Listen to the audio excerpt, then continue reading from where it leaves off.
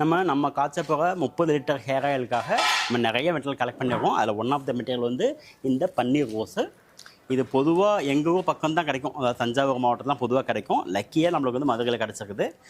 இந்த மதுரை மார்க்கெட்லாம் வாங்கியிருக்கோம். நம்ம அதை செம வாசமாக இருக்குது.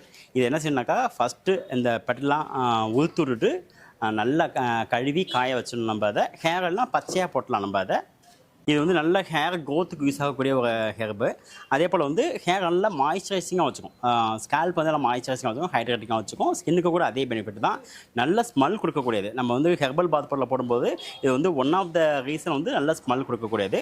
நம்ம அதே போல் வந்து ஹெர்பல் டீ நம்ம வந்து தயாரிக்க போகிறோம். அதுக்காகவும் இந்த இதை யூஸ் பண்ணுறோம்.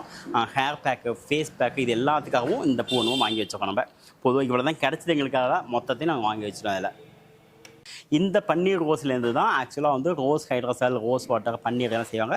பொதுவாக அந்த ரெட் ரோஸ் இருக்கிறது வந்து அதுவும் இது ஒரு ஹைப்ரிட் வெரைட்டி தான்.